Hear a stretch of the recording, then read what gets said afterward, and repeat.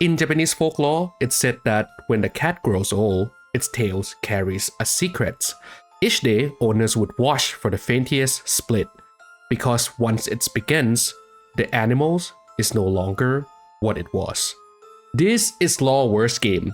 Today, we'll be looking at the Nekomata and how well Shin Megami Tensei and Persona capture her legends in the games. In Japanese tradition, cats were never regarded as ordinary animals. They carry an air of mystery, and many people believe they possess unusual powers. Among these supernatural cats, none were more feared than the Nekomata, a creature whose name still appears in countless stories and illustrations today. The legends often begins in a familiar setting with a common house cat. At first, it's lived quietly among people, sharing their homes, their food, and even their warmth by the hearts. Yet, unlike other animals, it was said that the cats carry a hidden energy within it, one that grew stronger the longer it's lived. When a cat survives many years, far beyond the normal span, its body begins to change. Its tail would begin to split into two, and with that transformation, the gentle household pet would no longer be the same. Once changed, the Nekomata no longer behaved like a simple animal. In the stories, it could stand upright like a person, and its eyes were said to shine with ghostly fire. Because it had once lived among people, it knew their way, but now it's turned that knowledge against them. In many retellings, the Nekomata grew hostile towards the very household that had raised it, lashing out with misfortune, sickness, and sometimes even death. Some tales claim this violence came from resentment, as if the creature held a grudge for poor treatment. Others describe it as something inevitable, a dark turn that came simply with the change itself. Yet, not all Nekomata were said to come from the home. Another branch of the tradition tells of giant cats that dwell deep in the mountains. Hunters whispered about them as they camped, describing beasts that has lived for centuries, preying on those who lost their way in the forest. These mountain Nekomata were larger, fiercer, and far more dangerous than the household kind. They were feared as man-eaters, leaping from the shadows to drag traveler into the dark. And so, two kinds of Nekomata took shape in the folklore: the house cat that became monster with age and the wild predator that had always been one. What truly defined the Nekomata were its power, all tied to the link between age, malice, and fires. Once transformed, people believed it could summon ghostly flames. At night, pale light would appear where the creature walked, leading villagers to speak of strange fireball dripping through the dark. Some story went further, claiming that the Nekomata could control the spirit of the dead. It was said to raise them from their grave, forcing them to dance like puppets in the night. This ability to disturb both the world of the living and the dead made it one of the most dreaded yōkai in Japanese folklore. And because of this, households often fear letting a cat grow too old.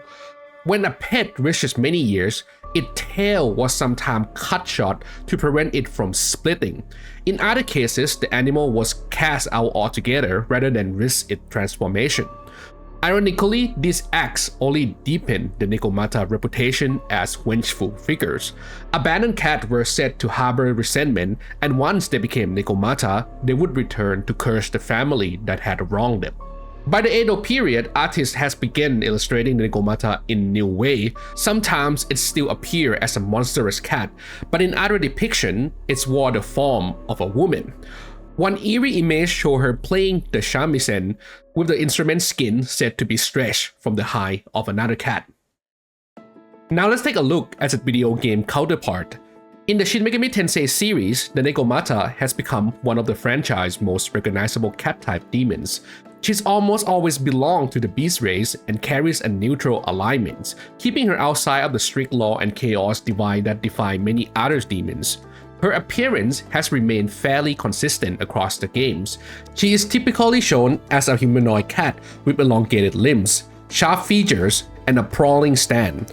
Most importantly, she is marked by her tail. In folklore, the splitting tail is the defining sign of the Nekomata transformation. Yet, interestingly, her most recognizable modern design, beginning with the very first Shin Megami Tensei, altered this trait. Instead of two tails, she was often drawn with only one. At first glance, this might feel like a small detail, or even a simplification of design purposes. But perhaps there's an answer hidden in the compendium's entries. In Persona 3 Reload, the description called her an incarnation of long-lived cats in Japanese mythology, noting her power of human speech and her ability to control the dead.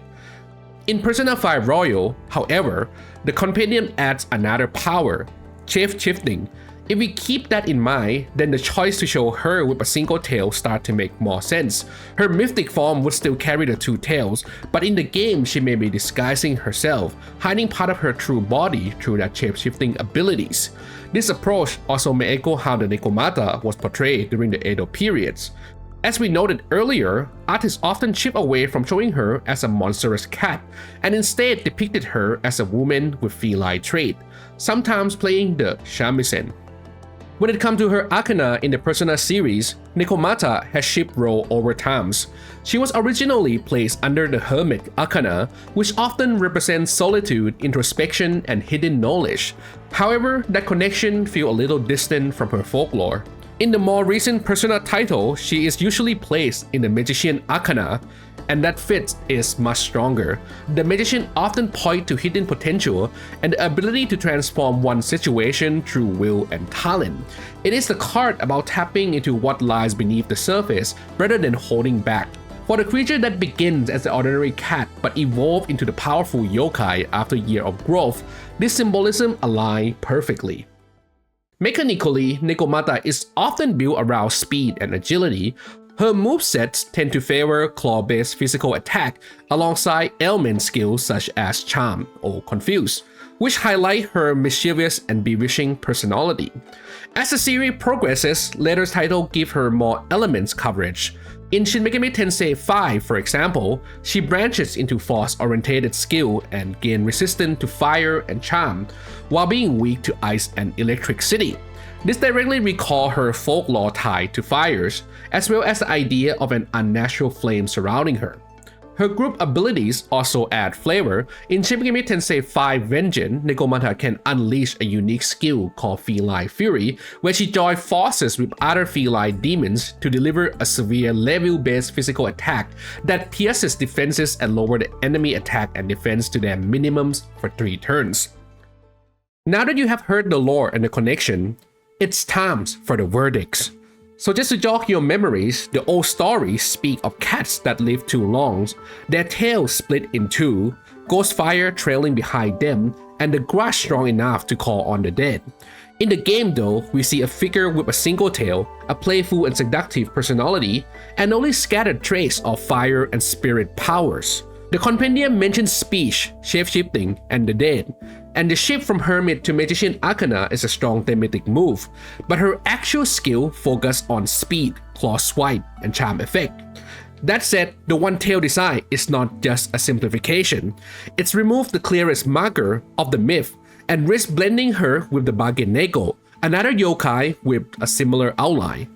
Rather than leaning into the original of Vengeance, Ghost Fire, or Necromancy, Atlus seemed to be more interested in presenting a sleek and appealing catgirl characters. And for most media, that approach is fine. Many games and anime use Nekomata as shorthand for mischievous catgirl and leave the darker folklore aside. But to me, Atlus is different. Their series is built on myth, demons, and psychology, so my expectation here is higher. This is where the folklore should not just decorate the design, but elevate it. Verdicts: loosely inspired. Thanks as always to the channel members for supporting this video, and if you like more, check out the last episode of Lore Worst Game, where we look at Jack Frost, Atlus' most iconic demon, whose folklore stretches from frost window panes to the biting stings of winter itself.